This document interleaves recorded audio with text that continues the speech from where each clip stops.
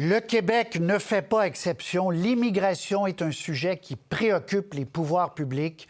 En Europe, la France notamment vient de serrer les règles dans une loi controversée. Aux États-Unis, les débats épiques, qui ne sont pas terminés d'ailleurs, au sujet de la frontière du Sud et ses demandes de migrants qui veulent entrer aux États-Unis. Et chez nous aussi, avec la pression migratoire qui existe bel et bien. Nous avons donc voulu prendre du temps ce soir pour en parler avec les chefs de parti. Marc Tanguay, chef intérimaire du PLQ, est avec nous. Gabriel Nadeau-Dubois, co-porte-parole de Québec solidaire. Paul Saint-Pierre Plamondon, chef du Parti québécois. Et Éric Duhem, chef du Parti conservateur du Québec. Bonsoir. Messieurs, bonsoir. Merci d'être là. Bonsoir, M. Roy. Bonsoir, M. Roy. Dernière note pour le public qui nous regardez. Vous remarquerez que le gouvernement de la CAQ n'est pas représenté. On nous a dit que ce genre de débat se faisait déjà 3 fois par semaine à l'Assemblée nationale. On n'a donc pas voulu que la ministre responsable ou, évidemment, le premier ministre y participe. 30 secondes pour donner une première réponse, ça sera ce que je vais vous donner, mais il n'y a pas beaucoup de règles. On va le faire de façon respectueuse, en essayant pas de se parler les uns sur les autres, mais on a du temps, puis on va vous laisser la chance d'exprimer le fond de votre pensée. C'est pour ça qu'on vous a invité. On a préparé, vous allez le voir, des questions très simples. On n'est pas dans les doctorats, là, on est dans la base, ce qui va nous permettre de mettre et d'éclairer pour le public ce débat important. Première question. Doit-on réduire ou augmenter le seuil pour l'immigration permanente? Je vous montre un tableau, et après ça, je vous laisse la parole, des engagements, de ce qui est dans les programmes. Bon, la CAQ, c'était 50 000, mais dans les faits, c'est 62 000. Et là, voici les autres chiffres. Je vous parle de l'immigration, d'abord, permanente. À tour de rôle, 30 secondes, première réponse, puis ensuite, on ouvre le débat. Marc Tanguay. Oui, alors merci, M. Roy, pour nous offrir cette plateforme pour parler d'immigration. Au Parti libéral du Québec, vous notez que lors de la campagne électorale, on parlait de 70 000 comme seuil et être en lien avec les régions et nos besoins au Québec pour aller au-delà des seuils. Ce que la dernière année du gouvernement caquiste nous a appris, c'est que c'est plus un débat de seuil au Québec. Nous devons avoir une planification, ce qui manque cruellement, qui tient compte des immigrants temporaires et des immigrants permanents également. Alors, c'est plus une question de seuil. C'est une question, M. Roy, de faire en sorte que l'on identifie avec les régions nos besoins en main-d'œuvre, nos besoins en logement et notre capacité d'intégration. Ça prend une vision globale. On reviendra sur tout ça. Gabriel Nadeau-Dubois, doit-on réduire ou augmenter les seuils pour l'immigration permanente? Nous, à Québec solidaire, on est confortable dans une fourchette de 60 à 80 000 personnes immigrantes par année. On parle bien sûr des seuils permanents. Mais vous savez comme moi que l'angle mort de ce débat sur les seuils permanents, c'est que pendant qu'on parle de ça, on ne parle pas de l'explosion déraisonnable et désorganisée de l'immigration temporaire au Québec. On est rendu à 500 000 immigrants et immigrantes temporaires. Donc, le débat, il faut le faire dans son entièreté. Il ne faut pas juste parler des seuils, il faut parler du modèle. Notre modèle d'immigration, il est brisé. François Legault et Justin Trudeau l'ont brisé ensemble en faisant exploser l'immigration temporaire puis en nous faisant croire artificiellement un peu au fond qu'on baissait les seuils permanents. Merci. Paul Saint-Pierre Plamondon, sur les seuils. On va parler, ne vous inquiétez pas, des non-permanents, des temporaires, de tout ça. Mais là, la première question de base était sur les seuils d'immigration, donc permanents. Paul Saint-Pierre Plamondon. Bien, le Parti québécois est le seul parti à avoir exactement la même position que lors des élections 2022, c'est-à-dire que nous, on pense qu'il faut réduire les seuils. Les autres partis politiques présentaient une hausse des seuils comme une solution à la pénurie de main-d'œuvre. C'est faux. Et la différence aujourd'hui, c'est que la position du Parti québécois, elle est confirmée par la Banque nationale, la Banque de Montréal, la Banque du Canada, Pierre Fortin, la SCHL. Donc aujourd'hui, la position du Parti québécois est confirmée.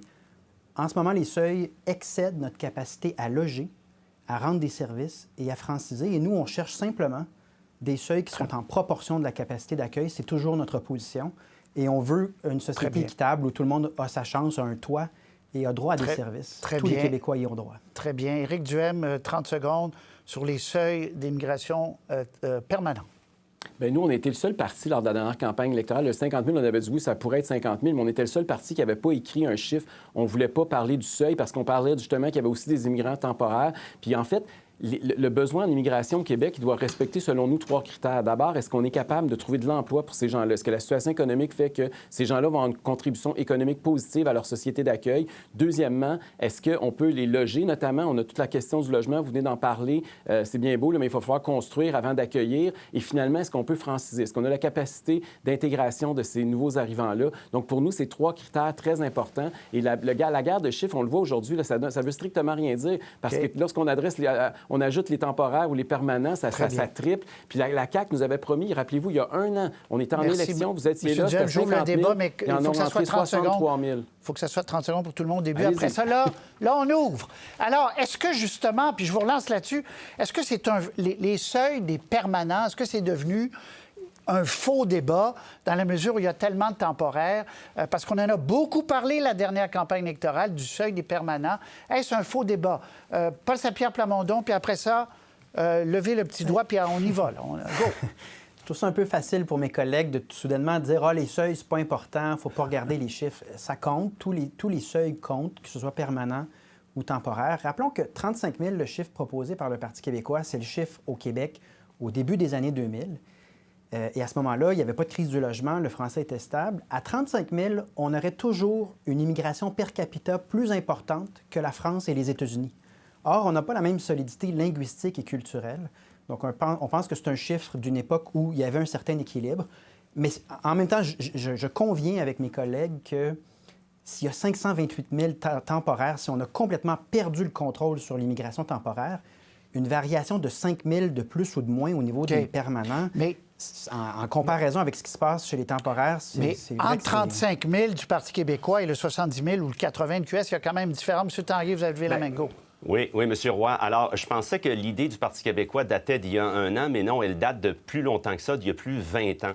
Alors, les débats aujourd'hui font en sorte que nous devons absolument, pas uniquement regarder, c'est pour ça qu'on est au-delà du débat des seuils sur les permanents, les temporaires sont là. Et rappelons-nous, aujourd'hui, la vision qui est diamétralement opposée entre le Parti libéral et celle du Parti québécois, c'est que nous, on ne voit pas l'immigration comme un problème. On le voit comme des gens, des personnes, des bras, des cœurs, des cerveaux qui vont venir nous aider à avoir la force économique pour répondre à notre pénurie de main-d'œuvre. Ce n'est pas une crise de l'immigration, c'est une crise du logement, de la pénurie de main-d'œuvre, des services.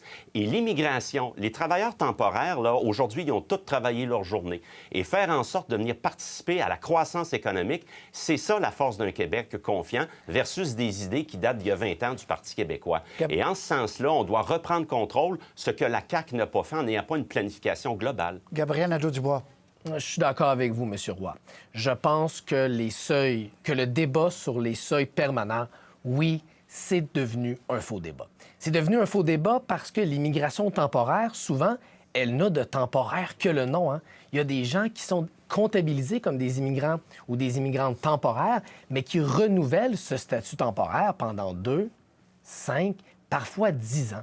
Donc, les débats de chiffres, ils sont stériles. Il faut avoir un débat de modèle. Quel modèle on veut? Est-ce qu'on veut un modèle, celui qu'a mis en place la CAQ et M. Trudeau, où c'est les entreprises qui décident qui vient selon des stricts critères économiques, ou on veut une immigration bien planifiée, bien organisée, régionalisée dans l'ensemble des régions du Québec qui permet la francisation? Moi, je pense que c'est ce débat-là qu'il faut avoir. C'est quoi le modèle d'immigration qu'on veut? Parce que le faux débat que M. Legault a d'ailleurs lui-même lancé en disant on va réduire ça à 50 000, qu'est-ce qu'il veut dire au fond si pendant ce temps-là, il y a 500 000 personnes sur le territoire du Québec qui sont sur un statut temporaire et donc souvent précaire? Et on sait que c'est pas juste mauvais pour le Québec. Mais quand même, je termine en disant que c'est aussi mauvais pour les personnes immigrantes elles-mêmes. On les a vus, les scandales dans les médias. Là. Entre quand même le 35 000 de Paul Saint-Pierre Plamondon puis votre 80 000, même si, effectivement, on va en parler là, des temporaires dans une seconde, mais il y a quand même une différence de philosophie, j'imagine, là, M. Saint-Pierre Plamondon. Et de nombre. Ben oui, de nombre, Donc, bien je sûr. suis très étonné qu'on parle d'une discussion sur le modèle et on ne pourrait pas parler du nombre. C'est comme s'il n'y avait pas de différence entre accueillir 5 000 personnes par année ou en accueillir 5 millions. Je veux dire, évidemment que le nombre fait partie du modèle. Il faut être capable d'en discuter en termes, justement, de modèle, de seuil. et sans personnaliser, en mettant toutes les ressources pour accompagner, s'assurer qu'on est dans une société équitable, mais de complètement évacuer la question du nombre, on va parler des migrations temporaires. Si on n'est pas capable de parler de chiffres, je regrette, mais on n'est pas capable de parler de modèle. Évidemment, le modèle ne se limite pas au nombre. Il faut ajouter du logement, il faut avoir des programmes sociaux, je pense, plus généreux. Mais il faut être capable de parler serrez la vis dans toutes les catégories. Monsieur Roy, de ces questions-là. Mais le nombre, M. Roy, le nombre va changer avec le temps. Je m'excuse, mais quand il y a une pénurie de main-d'œuvre, c'est évident que si économiquement on en a davantage besoin, bien c'est sûr qu'on va en faire entrer davantage, alors que si on est dans une situation économiquement difficile, ça va être le contraire. Donc, il faut aussi parler de ça, là. Puis la même chose avec le logement, là, dans une période comme présentement où on est dans certaines villes, comme ici à Québec, où la construction baisse de 40 en une année. On ne peut pas faire entrer encore beaucoup plus d'immigrants. C'est interrelié, donc il faut y aller en fonction de la réalité. On ne peut pas être dogmatique. Puis la preuve, c'est que la CAQ nous a dit il y a 1 an qu'après 50 000, M. Legault, rappelez-vous, là, il vous a dit, vous étiez là, que c'était la louisianisation, que c'était un suicide pour la nation québécoise. C'était suicidaire d'en accueillir plus que 50 000. Puis dans les 12 mois qui ont suivi, il en a accueilli 63 000. Donc, je veux dire, ce débat-là, il est un peu futile, il est politique, mais il faut revenir à l'économie, puis aux besoins du Québec, puis à la capacité d'intégration de notre société. Capacité d'intégration, je veux un tour de table rapide. Comment on la fixe? Parce que c'est comme un peu le sexe des anges, là. On ne le sait pas, là. C'est quoi la capacité d'accueil du Québec? Marc Tanguay. Oui, la capacité d'intégration, M. Roy, il faut faire en sorte que ce n'est pas Dieu le Père à Québec qui la détermine, comme François Legault le fait en disant c'est 50 000. Il faut mettre les régions dans le coup, les acteurs économiques et sociaux. Je vous donne un chiffre.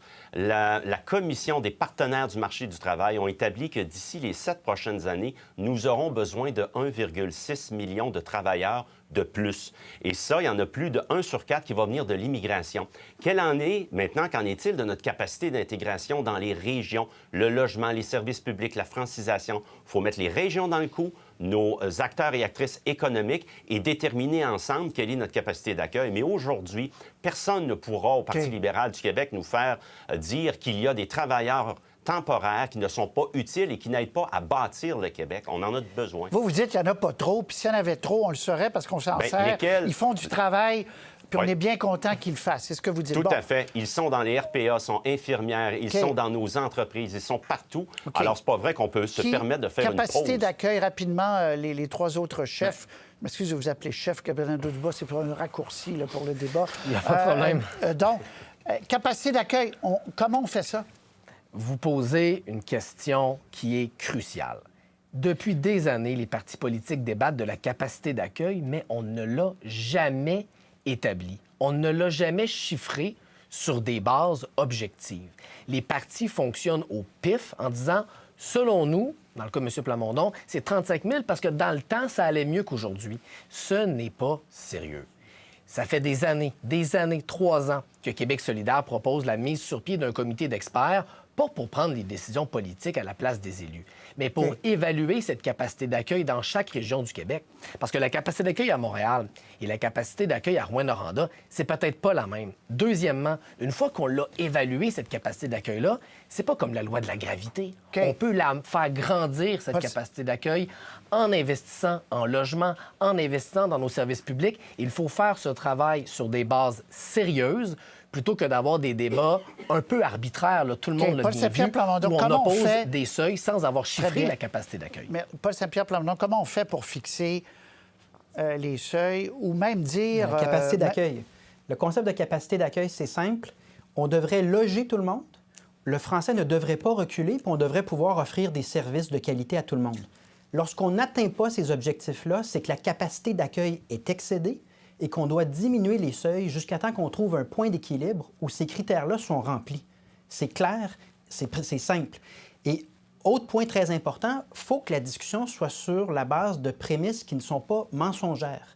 Quand j'entends d'autres chefs de parti dire que plus d'immigration comble la pénurie de main-d'œuvre, que ce soit le CD Howe, le Public Policy Forum au Québec, Pierre Fortin, ou plus récemment la Banque nationale, c'est clair que puis l'expérience des 20-30 dernières années où on augmente les seuils et on est toujours en pénurie de main-d'œuvre, augmenter l'immigration ne comble pas la pénurie de main-d'œuvre et les études sont nombreuses pour le confirmer. Donc, il faut être capable de débattre sur des prémisses qui sont Êtes-vous vraies, d'accord, les trois autres, qui n'induisent pas la population en erreur. C'est en partie vrai, là, mais Marc en partie Tanguay faux aussi. et Êtes-vous d'accord que, puis effectivement, la Banque nationale et d'autres ont fait des études parlant de pièges démographiques?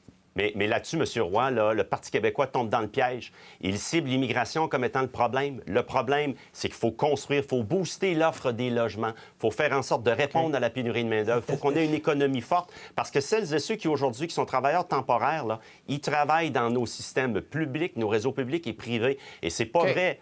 J'en crois entendre le Parti conservateur dire on va faire un logement, on va en accueillir un. C'est pas comme ça que ça fonctionne. On a besoin d'une économie forte. On va l'écouter, le Parti conservateur. Éric Duhem, vous êtes un peu en retard, d'ailleurs, dans le... Alors, je vous donne la parole là-dessus. Mais d'abord, c'est la capacité d'accueil des Québécois. M. Plamondon a en partie raison. Là. À partir du moment où il y a une immigration là, de masse, puis là, on parle, écoutez, le Parti libéral du Canada, Ottawa, là, nous parle d'1 demi-million de nouveaux arrivants annuellement récurrents. Là.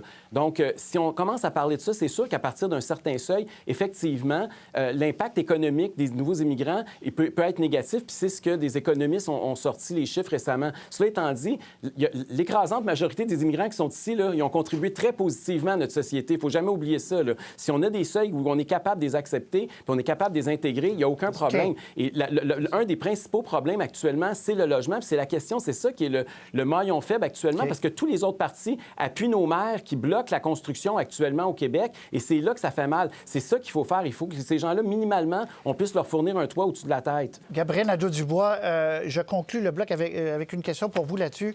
Sur le manque de logement, bon, vous avez vu la Banque nationale, d'autres qui en ont parlé également, en disant que la construction, les services, pour parler plus largement, ne peuvent pas suivre le rythme d'arrivée depuis quelques années au Canada des immigrants. Êtes-vous d'accord? La crise du logement, elle se prépare et elle est en marche au Québec depuis au moins une dizaine d'années. L'explosion de l'immigration temporaire, dont on parle depuis tantôt, date d'à peu près 2 ans. Est-ce que ça a été un facteur qui a aggravé dans certaines régions la pénurie de logements? Sans doute. Mais identifier l'immigration comme cause principale de la crise du logement, c'est premièrement faire un raccourci énorme. Parce que Airbnb et la spéculation immobilière, c'est pas les immigrants qui ont amené ça. Et deuxièmement, c'est rendre un énorme service au gouvernement de François Legault et au gouvernement du passé, qui ont sous-investi pendant des années en logement. C'est aussi vrai pour le gouvernement fédéral. Moi, je veux pas qu'on laisse la classe politique s'en tirer, ne pas justifier son mauvais bilan en logement parce qu'on pointe du doigt l'immigration comme J'aimerais apporter une précision. J'aimerais apporter une précision à M.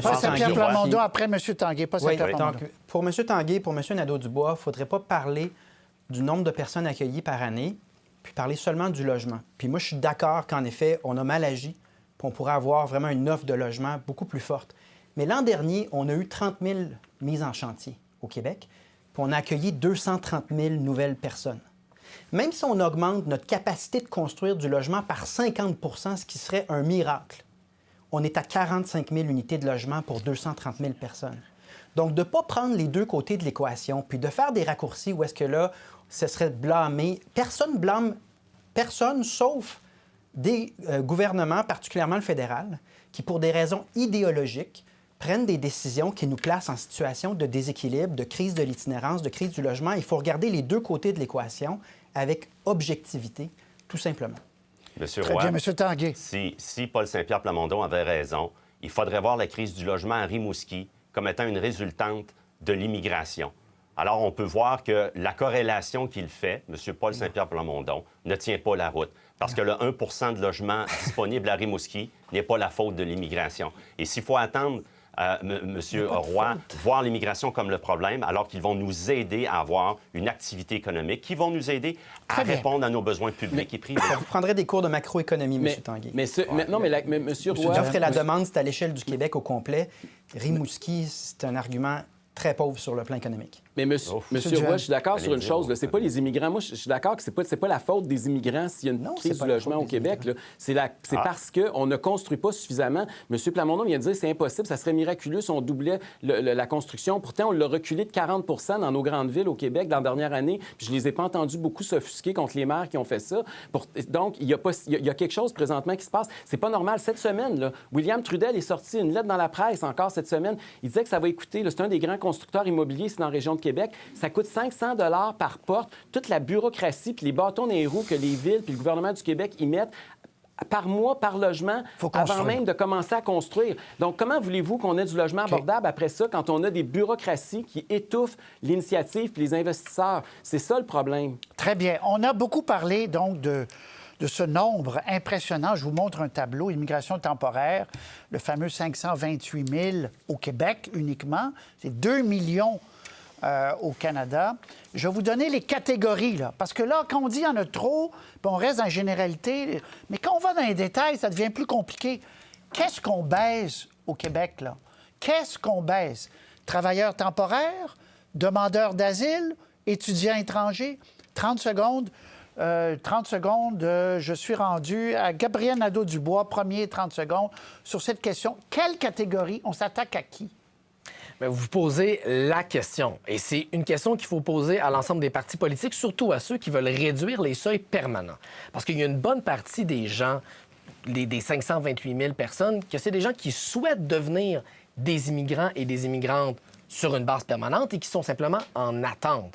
Quand on diminue les seuils permanents, on crée un goulot d'étranglement puis on fait en sorte que des gens vont attendre encore plus longtemps pour devenir des immigrants et des immigrantes permanentes. C'est pour ça qu'on demande un comité d'experts, pour qu'on cible bien la réelle capacité d'accueil dans l'ensemble des régions du Québec, Très bien. pour qu'on On va y revenir régionalise dans le mieux débat ouvert. l'immigration au Québec. On va y revenir. Paul Saint-Pierre Plamondon, 30 secondes sur... On va replacer le tableau pour que les gens suivent avec nous.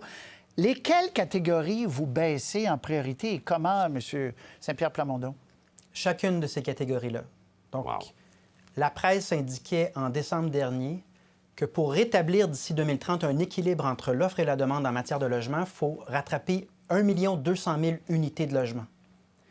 Donc, dans ce contexte-là, si on ne réduit pas les travailleurs temporaires, les demandeurs d'asile et les étudiants étrangers, on n'arrivera jamais à un équilibre et cette crise du logement, mais cette crise également sur le plan de notre capacité à livrer des services, à intégrer en français, va se poursuivre. Donc, il faut vraiment rééquilibrer les choses.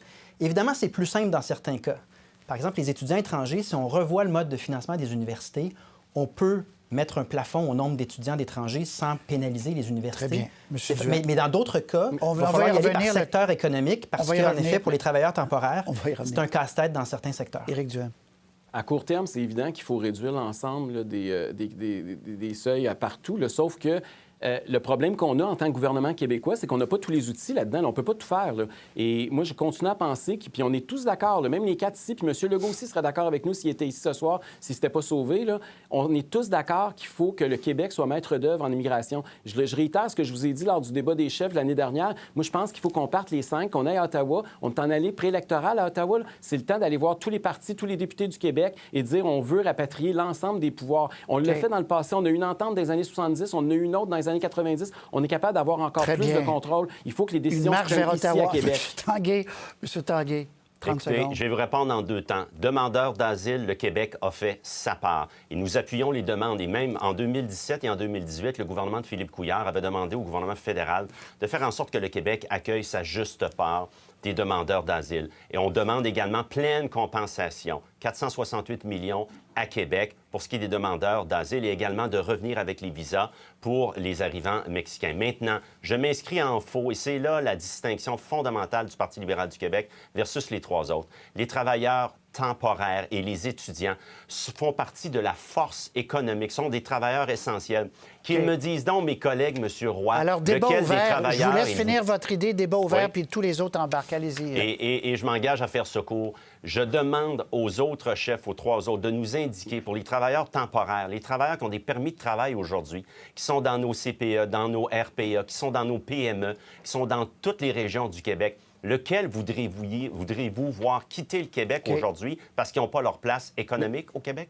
Éric Duhem, répondez, et les deux autres après. Bien, M. Tanguay, d'abord, a raison qu'effectivement, la catégorie où il faut diminuer le plus, c'est les demandeurs d'asile, parce que le Québec accueille pratiquement la moitié des demandeurs d'asile présentement au Canada, ce qui est un non-sens, là, et c'est évident que c'est là. Puis il a raison aussi sur le fait que c'est bien beau de dire on veut diminuer les seuils, mais on va-tu aller dire à une entreprise en Beauce, ah, bien, toi, tes travailleurs étrangers, on les renvoie chez eux, puis comment le gouvernement va faire pour sélectionner les entreprises où il accorde des travailleurs, puis les entreprises où il va enlever les travailleurs, puis il va empêcher un agriculteur de défricher sa terre ou une entreprise de continuer à exporter. C'est pas si simple que ça en a l'air. C'est bien beau le discours, là, mais la réalité, c'est que quand tu arrives puis il faut que tu tires la plug, c'est impossible. Paul Saint-Pierre Plamondon, quels travailleurs temporaires vous diminuez? Bien, j'imagine que ceux qui sont ici, vous les gardez, mais quelle catégorie vous diminuez? À quelles entreprises vous dites non? On va devoir consulter par secteur économique, mais on doit prendre acte qu'en 2016 seulement, on accueillait 12 000 travailleurs temporaires de plus par année. Et là, on en accueille 14 fois plus. On est toujours en pénurie de main-d'œuvre. Donc, oui, c'est plus délicat. Une autre question qui est très délicate, c'est que pour les demandeurs d'asile, c'est un sabotage intentionnel, dans un premier temps, de nos frontières à Roxham et ensuite des règles à l'aéroport, par le fédéral, sans consulter le Québec, sans même informer le Québec. Donc, je veux bien entendre M. Duhem qui veut faire un beau road trip, un beau voyage tous ensemble dans le même véhicule, mais la CAQ s'est fait élire avec cette idée d'un mandat fort pour obtenir les pouvoirs en immigration. Regardez les annonces aujourd'hui, on rit. À Ottawa, on rit de la CAQ. Ce sont des claques en plein visage. Il y a un prix à ne pas décider par nous-mêmes en fonction de notre réalité, de notre capacité d'accueil. C'est pour ça que moi, je prône que le Québec devrait décider lui-même sur tous ces sujets-là, de manière à ce qu'on ne se fasse pas imposer. Ce que je constate est un sabotage de la part d'Ottawa. Gabriel Nadeau-Dubois, j'ouvre une parenthèse, là, on le disait aux nouvelles, le fédéral va donner 100 millions, le Québec demande 460, mais il y a d'autres annonces qui viennent pour les demandeurs d'asile. Mais je vous repose la question, dans les trois catégories, vous êtes à l'aise avec la hauteur, si je puis dire, le nombre des trois catégories? C'est exactement pour ça qu'on ne peut pas déconnecter le débat sur les seuils permanents qu'on a commencé tantôt et celui qu'on a maintenant sur le nombre de temporaires. En ce moment, il y a des gens qui, au Québec, sont dans un logement, attendent d'avoir leur famille, leurs enfants qui viennent les rejoindre. Ils attendent des mois et des mois, parfois plus de 2 ans. Et pendant ce temps-là, il y a des entreprises qui font venir des travailleurs étrangers temporaires en quelques semaines à peine. Est-ce que c'est juste ça comme système? Est-ce que c'est un bon système d'immigration, un système où c'est super, super vite pour les entreprises et super lent pour les familles québécoises qui veulent se réunir? Moi, je trouve que ce système-là, il n'y a pas de bon sens, il est inhumain. Et c'est pour ça qu'on ne peut pas seulement faire un débat de chiffres. Il faut avoir un débat de modèle. Le modèle, il est brisé. Et il n'est pas seulement brisé par Justin Trudeau, il est brisé aussi par François Legault, parce que c'est lui qui donne les autorisations pour que les travailleurs étrangers temporaires arrivent au Québec. Mais si les entreprises ont besoin de main-d'œuvre et veulent accueillir des gens, puis on peut comprendre, pourquoi on les oblige pas à loger ces gens-là, à créer des complexes? Marc Tanguay, par exemple. Bien, écoutez, Monsieur Roy, les entreprises, non seulement c'est elles-mêmes qui mettent des missions à l'étranger pour aller recruter leur main-d'œuvre qui est essentielle. Il y a des entreprises que j'ai rencontrées, je pourrais vous en nommer, qui font leur propre service de garde, qui font leur propre logement, alors que pour eux, c'est pas leur industrie. C'est la mission essentielle du gouvernement de donner les services publics. Et pour ce faire, on a besoin des travailleurs temporaires. Et je tiens à insister là-dessus, Monsieur Roy. Je ne sais pas si vous voulez redonner l'occasion à Paul Saint-Pierre Plamondon de préciser sa pensée, mais les travailleurs temporaires qui travaillent aujourd'hui, est-ce que j'ai bien compris qu'il y en a de trop et qu'il aimerait en voir quitté? C'est soit oui ou soit non. Et s'il dit non, ils ont tous leur place pour participer à l'effort économique, que fait-il de la nécessité d'en avoir 1,6 million de nouveaux travailleurs dans les 7 prochaines années, dont 1 sur 4 doit venir de l'immigration? C'est nos acteurs économiques qui nous le disent. Paul Saint-Pierre Plamondon, réponse ou réplique? Bien, sous Philippe Couillard, on accueillait 14 fois moins de travailleurs temporaires et pourtant, les libéraux pesaient sur la pédale là, sur le plan des seuils d'immigration. À 14 fois plus, on est toujours en pénurie de main-d'œuvre, mais c'est pas assez pour le Parti libéral. Non, moi, je vais consulter les chambres de commerce aux 4 coins du Québec en prévision de 2026 pour voir, parce qu'évidemment, on ne veut pas nuire à des secteurs économiques, il faut être sensible à la réalité de chaque entreprise. Mais est-ce qu'on peut continuer à multiplier par 14 le nombre d'immigrants temporaires en se disant « Ah, c'est l'économie, ce sont les besoins. » Est-ce que vous les faites sortir ou pas, là? Je veux juste terminer. Oui, l'itinérance est en train d'exploser aux 4 coins du Québec. C'est pas la faute de les l'immigration, familles se logent plus. L'offre et la demande de logement ne se rencontrent pas. Les prix augmentent, l'itinérance augmente. On ne peut pas simplement se fermer les yeux parce que le Conseil du patronat, qui a une ligne directe, à toute évidence, avec Marc Tanguay, le Conseil du patronat nous dicte de toujours augmenter les seuils d'immigration temporaire. Je vous donne l'occasion, Paul Saint-Pierre, juste de clarifier la question de M. Tanguay. Est-ce qu'il y en a qui sont sur le sol à qui vous demandez de quitter, là? Ou non? Mais par définition, un visa temporaire, c'est quelqu'un qui arrive et qui quitte. Et donc, ça vient avec la définition de travailleur avec un visa temporaire. Et vous regarderez, l'Union européenne, en ce moment, a changé ses règles partout dans le monde. On est en train de travailler justement sur les visas pour clarifier, parce que si le simple fait d'arriver sur le territoire donne un statut de permanent, peu importe par quel chemin, peu importe si on remplit les critères ou non, bien, ça crée un chaos, ça crée une perte de Autour contrôle. de table, Gabriel Nadeau-Dubois. Ouais, Gabriel Monsieur Roy. Nadeau-Dubois là-dessus, oui. En immigration, là, moi, je revendique le droit à la nuance. Là, vous avez M. Tanguay qui vous dit le système de l'immigration temporaire généralisée, c'est un bon système. Je ne suis pas d'accord. Ce que les entreprises veulent, ce que les immigrants veulent, c'est de l'immigration permanente, enracinée sur le territoire dans les régions. C'est ça que veulent les entreprises, c'est ça que veulent les personnes immigrantes, c'est ce que veulent aussi les Québécois et les Québécoises. Et vous avez de l'autre côté M. Plamondon qui dit on va tirer vers le bas les seuils. Et ça le place dans une position intenable où il n'est en effet pas capable de vous dire à qui il va montrer la porte ou à qui il renouvellera pas le statut. À Québec solidaire, Guillaume Clich-Rivard s'est avancé dans les dernières semaines avec une position qui est assise sur son expertise et qui est nuancée, où on dit commençons par mesurer notre capacité d'accueil, tout en admettant que le système actuel, il est brisé. Là.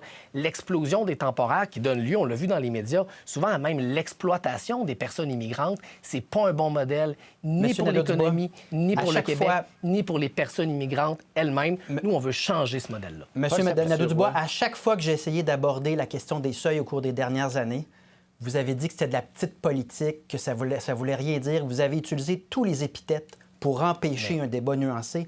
Donc, je vous laisse toutes les positions au niveau des chiffres, mais de grâce, ne prenez pas la position que vous avez un discours nuancé. À chaque fois que vous avez eu l'occasion de faire un procès d'intention à des gens qui, comme au Parti québécois, maintenant, ont des thèses qui sont confirmées par les économistes, vous avez tout fait pour essayer de soutirer un profit politique avec des termes qui étaient franchement insultants. Donc, la nuance, ce n'est pas exact de dire que vous avez... Permettez-moi de répondre. Monsieur Plamondon, je vais être obligé d'être d'accord avec M. Plamondon que la nuance, c'est pas à place de cuisse. D'ailleurs, 80 000 immigrants, ils trouvent eux autres que les permanents, c'est pas encore assez au Québec. Puis je me souviens bien qu'ils voulaient faire de Montréal un sanctuaire il n'y a pas si longtemps.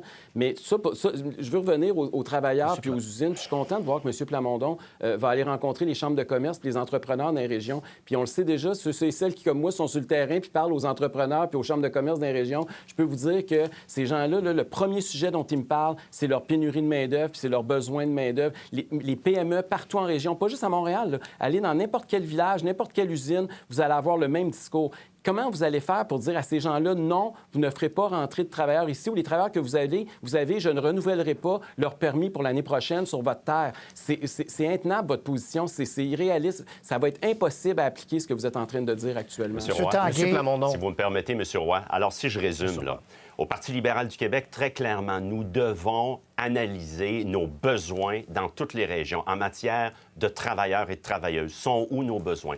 Avec les régions, les mettre dans le coup pour qu'on puisse avoir une vision, un plan global d'immigration qui réponde à nos besoins. Et quand M. Paul Saint-Pierre Plamondon va visiter, bien, c'est selon le besoin et selon également, ce sont celles et ceux qui vont nous aider à bâtir les habitations, les logements, à offrir nos services publics. On ne peut pas dire, puis encore une fois, on ne peut pas dire, on parlait des banques alimentaires un peu plus tôt, là. Les banques alimentaires, il y a 800 000 Québécoises et Québécois qui ont recours à tous les mois. C'est pas à cause de l'immigration s'il y a des banques alimentaires. Alors, Monsieur Roy, on s'approche, mon Dieu, que ça va vite. On s'approche bientôt de la conclusion. Vous allez me permettre de répondre? Oui, Gabriel Nadeau-Dubois, répond. Moi aussi, je veux une petite conclusion. J'ai quand même été interpellé. Oui. Les téléspectateurs ont bien vu que personne ce soir n'a insulté M. Plamondon, ni moi, ni mes deux autres collègues. M. Plamondon fait souvent ça. Il se positionne en victime préventivement, Il y a alors Google, que M. personne Nadeau-Dubois. ne l'a insulté. Moi, je veux rassurer M. Plamondon. Je ne l'insulte pas. Je ne lui colle aucune étiquette. Je pense tout simplement qu'il a des positions en immigration qui sont mauvaises pour le Québec et pour les personnes immigrantes. C'est un débat d'idées. Personne ne l'insulte, même s'il répète souvent que tout le monde l'insulte. Je répondrai à ça que Google existe et ce que je viens de citer, ce sont des citations de vous dans les dernières années. J'invite aussi les gens à revoir le débat 2022. Et juste un point, par contre, au moins les 4 chefs de parti ici ce soir sont présents pour s'expliquer. Ce qui est complètement absurde du débat en ce moment, c'est que le gouvernement, qui n'a pas respecté sa parole, qui a dit une chose et qui a fait l'inverse en matière d'immigration, comme dans tant d'autres débats, n'est pas présent ce soir pour rendre des comptes sur ces changements de cap puis pour débattre avec nous. Donc, clairement, on a des désaccords, mais au moins les 4 chefs se rendent disponibles Où est le gouvernement? Ça, il me semble, c'est l'éléphant dans la pièce. Pour ceux qui n'étaient pas là au tout début, j'ai expliqué qu'on avait évidemment évité, et le chef, on comprenait que M. Legault n'allait pas venir pour des raisons pragmatiques, mais sa ministre aurait été accueillie dans ce panel et avec joie, et ils ont décidé de décliner. Je vais vous montrer un graphique. Oui. Je ne sais pas si vous me permettez. Je vais vous laisser aller avec votre graphique. Oui, merci. Vous êtes gentil, M. Tanguay. 9 millions. Moi, quand j'étais jeune, on est 6 millions, il faut se parler. Ça trahit mon âge. On est rendu 9 millions au Québec. Je vous demande, en conclusion, puis est-ce que, globalement, l'immigration, ça a été positif au Québec? Puis quand on regarde dans l'avenir, les 3, 4, 5 prochaines années, est-ce que, globalement, l'apport de nouvelles personnes, c'est positif à tout point de vue? Donc, tour de table, je commence avec vous, Éric Duhem. Bien, je pense que oui, là, on ne peut pas nier que les immigrants ont un apport extraordinairement positif au Québec. Cela étant dit, le débat qu'on a actuellement, c'est parce que là, on a des politiciens qui proposent des explosions de seuil. Là. Quand on parle d'1 demi-million de nouveaux arrivants à tous les ans, là, on est dans une autre perspective. Là. Et c'est là où on commence à dégringoler. Donc, oui, il faut en accueillir, il faut continuer à en accueillir, mais il faut y aller en fonction des besoins économiques, de la capacité de franciser, puis de la capacité aussi de les loger. Je vous presse, c'est la conclusion. Paul Saint-Pierre Plamondon, je vous donne le même temps chacun pour L'apport de l'immigration au Québec est très positif et dans les dernières années, on avait un modèle qui se comparait avantageusement à tous les pays dans le monde. On a radicalement transformé le modèle au cours des dernières années en raison de dérives idéologiques et ce nouveau modèle, il nous est largement imposé par Ottawa sans consultation du Québec et il nous amène dans un déséquilibre. Donc, on doit avoir une discussion, une planification des seuils d'immigration en fonction de notre capacité à loger, intégrer en français et offrir des services. C'est pas plus compliqué que ça. Merci. Gabriel Nadeau-Dubois.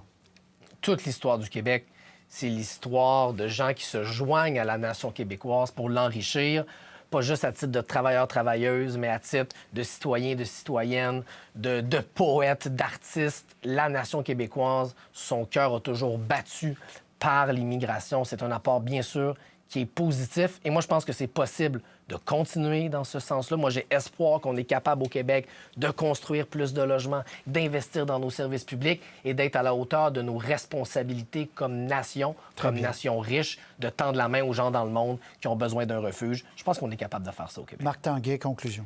Rapidement, M.